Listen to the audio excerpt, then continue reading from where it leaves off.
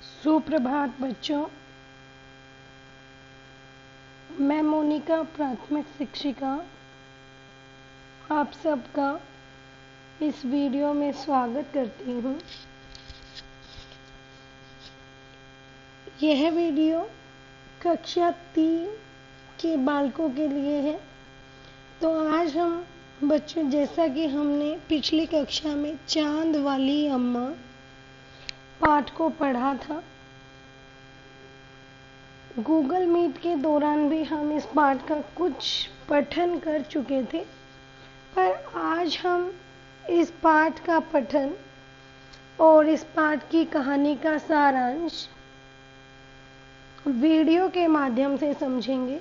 आशा है आप सभी बच्चे इसको देखेंगे और अगर किसी बच्चे को कोई बात समझ ना आए या किसी भी शब्द का अर्थ समझ ना आए तो वो बच्चा मुझसे पूछ सकता है।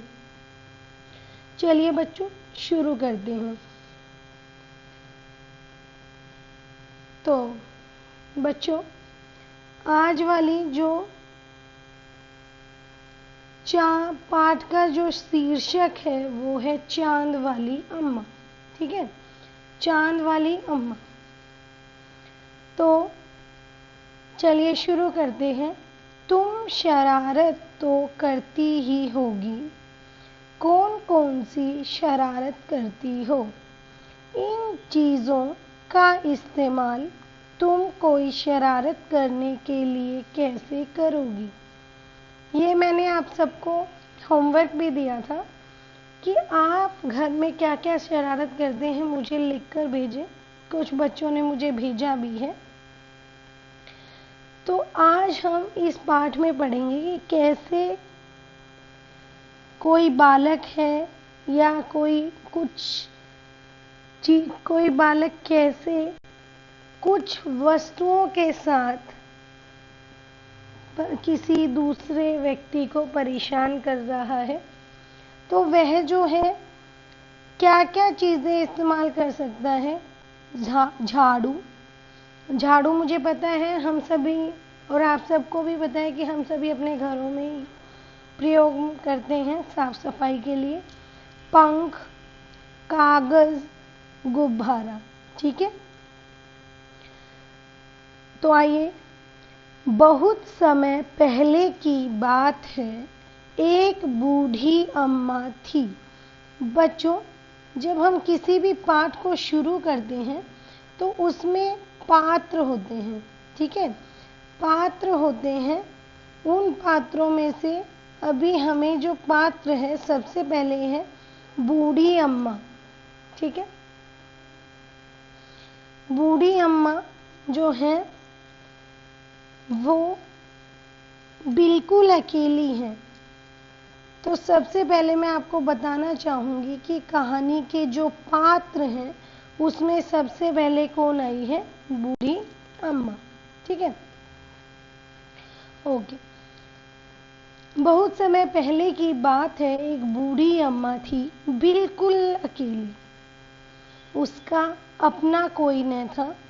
घर का कामकाज उसे खुद ही करना पड़ता। सुबह उठकर, तो अम्मा देखते हैं बच्चों अम्मा क्या क्या काम करती हैं। सुबह उठकर कुएं से पानी लाना, खाना बनाना आदि। उसके साथ एक परेशानी थी। किसके साथ? आप मुझे कमेंट भी कर सकते हैं, कमेंट करके बता सकते हैं कि किसके साथ एक परेशानी थी।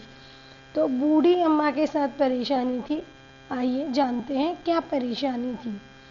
वह रोज सुबह उठकर जब घर में झाड़ू लगाती तब तक, तो आगे देखते हैं, तब तक तो सब ठीक रहता, पर जैसे ही आंगन में जाती और झाड़ू लगाने के लिए झुकती तभी आसमान उसकी कमर से टकराता। तो दूसरा किसके बारे में बात हुई है? आसमान। ठीक है, यानी कि ये जो कहानी है इसमें बूढ़ी अम्मा और आसमान के बारे में बात हुई है।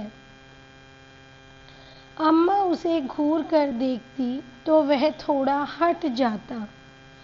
फिर वह जैसे ही दोबारा झुकती, दोबारा मतलब क्या होता है बेटा? दोबारा मतलब होता है ये किसी काम को करने एक बार किया, उसके बाद उसको दोबारा से करना। ठीक है। आसमान फिर अपनी हरकत दोहराता। 1 दिन, 2 दिन, 3 दिन, लगातार यही क्रम चलता रहा। अम्मा झाड़ू लगाए और आसमान उसे तंग करे। ठीक है, यानी कि रोजाना 3 दिन तक यही, और 3 दिन के बाद भी हर रोज यही काम चलता था। एक दिन कुएं पर पानी भरने को लेकर अम्मा का किसी और से झगड़ा हो गया। अम्मा जरा गुस्से में थी। वह झाड़ू उठाकर आंगन में गई और जैसे ही झुकी, आसमान ने अपनी आदत के अनुसार उसे फिर छेड़ा। छेड़ा मतलब क्या बच्चे? फिर छेड़ा मतलब है कि आसमान ने उसको, बूढ़ी अम्मा को फिर से उस पर आके टकरा गया। अम्मा ने आव देखा ना ताव। आव देखा ना ताव का मतलब है कि अम्मा ने ना इधर देखा ना उधर देखा और अपनी झाड़ू उठाई। ये देख रहे हो आप स्क्रीन पे भी कि झाड़ू उठाई और आसमान को दे मारी। आसमान झट हट गया। झट हट गया मतलब एकदम से हट गया, पर वह भी अपनी आदत से मजबूर था। दूसरी बार फिर अम्मा के झुकते ही टक्कर मारने लगा। अम्मा ने फिर पूरी ताकत से उस पर वार किया, यानी कि वह ऐसे ही चलता रहा। अम्मा ने उसे झाड़ू मारी, फिर भी वह पूरी ताकत से फिर से अम्मा पर टकराने लगा। आसमान को शरारत सूझी। इस बार उसने झाड़ू पकड़ ली। उधर अम्मा भी झाड़ू पकड़े थी। रस्साकसी शुरू हो गई। बच्चों, एक रस्साकसी इसमें शब्द आया है। रस्साकसी मतलब क्या होता है कि जैसे पहले हम जब स्कूल में, विद्यालय में हम एक खेल खेलते थे जिसमें 3 या 4 बच्चे एक तरफ होते थे, 3-4 बच्चे दूसरी तरफ होते थे और वो रस्सी को खींचते थे, और जिसकी तरफ सारे बच्चे चले जाते थे, जिस भी टीम के पास, वह टीम जीत जाती थी। तो इस तरीके से वही अम्मा और आसमान में हुआ कि आसमान अम्मा को ऊपर की तरफ खींच रहा था और अम्मा नीचे की तरफ खींच रही थी। झाड़ू का ऊपर वाला हिस्सा आसमान पकड़े हुए था तो नीचे वाला अम्मा, दोनों छोड़ने को तैयार नहीं थे। अम्मा चिल्लाई, छोड़ मेरा झाड़ू, मेरे पास एक यही झाड़ू है। तब भी आसमान ने नहीं छोड़ा। बूढ़ी अम्मा कब तक रस्साकसी करती थक गई। भाई, आसमान ने तो ऊपर की तरफ खींच रहा था, अम्मा नीचे की तरफ खींच रही थी, लेकिन फिर अम्मा बूढ़ी थी तो वह थक जाती हैं। लेकिन अम्मा के थकने के बाद आसमान ने झाड़ू खींचना नहीं छोड़ा। अब वह झाड़ू के साथ ऊपर उठने लगा। उसके साथ साथ झाड़ू पकड़े हुए अम्मा भी ऊपर जाने लगी। वह चिल्लाई, मुझे नीचे छोड़ दो, मुझे नीचे छोड़ दे। आसमान ने कहा, अम्मा, अब मैं तुम्हें नहीं छोड़ूंगा, ले चलूंगा ऊपर, वहीं झाड़ू लगाना। तो आपको बच्चों दिख रहा है अम्मा का घर नीचे जमीन पर है और ये देखो अम्मा के पैर कितनी ऊपर जा चुके हैं। इसका मतलब आसमान अम्मा को खींचते खींचते ऊपर ले जा चुका है। आगे तो अब ऐसा बताया गया है कि देखो अब ऊपर जाके मुझे लगता है कहाँ बैठी होंगी अम्मा।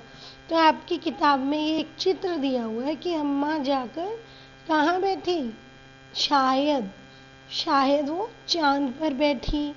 ठीक है, तो आइए आगे पढ़ते हैं कहानी में और जानते हैं कि अम्मा के साथ उसके बाद क्या हुआ होगा। अम्मा अब झाड़ू नहीं छोड़ सकती थी क्योंकि वह बहुत ऊपर पहुंच चुकी थी। तभी उसे वहां चांद दिख गया। आसमान में चांद दिख गया। झट अम्मा ने पैर बढ़ाया और चांद पर चढ़ गई, पर झाड़ू नहीं छोड़ी। यानी कि अम्मा चांद पे पहुंच गई लेकिन उन्होंने झाड़ू नहीं छोड़ी। क्यों नहीं छोड़ी झाड़ू? क्योंकि उनके पास एक ही झाड़ू थी।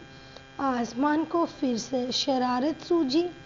उसने सोचा अम्मा तो चांद पर चढ़ गई है, यदि चांद उसकी मदद करेगा तो मैं हार जाऊंगा, इसे यहीं रहने दूं। यानी कि अम्मा ने कहाँ पे पैर बढ़ाया था? चांद पर जाने के लिए। और आपको पता है कि चांद अगर अम्मा की मदद करता तो आसमान हार जाता तो फिर क्या होता? उसे वापस अम्मा को नीचे छोड़ने जाना पड़ता। ठीक है, तो ऐसा सोचकर उसने झाड़ू छोड़ दिया। अम्मा झाड़ू सहित चांद पर रह गई। वह इतनी थक गई थी कि झाड़ू पकड़े पकड़े ही चांद पर बैठ गई। ये देखो अम्मा अपने घर से जब आसमान उसको खींच के ऊपर की तरफ लेकर आया तो बेचारी अम्मा बूढ़ी तो थी ही, थक भी गई थी और बेचारी चांद पर बैठ गई। आसमान ऊपर चला गया। उस दिन से आज तक बूढ़ी अम्मा झाड़ू पकड़े चांद पर बैठी है।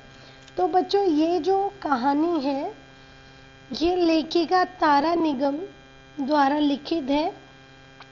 आशा करती हूँ कि आप सबको ये कहानी पसंद भी आई होगी और समझ भी आई होगी। तो अगली वीडियो में हम लोग इसके अभ्यास पर चर्चा करेंगे। ठीक है बच्चों, आज के लिए इतना ही। मिलते हैं अगली कक्षा में। तब तक के लिए स्वस्थ रहिए, अपने घरों में रहिए। सुप्रभात। और हाँ, आपका गृह कार्य यह है कि आप इस पाठ को दोबारा से पढ़ेंगे और अगर कोई शब्द आपको समझ नहीं आया है तो वह शब्द आप मुझसे पूछेंगे। ठीक है।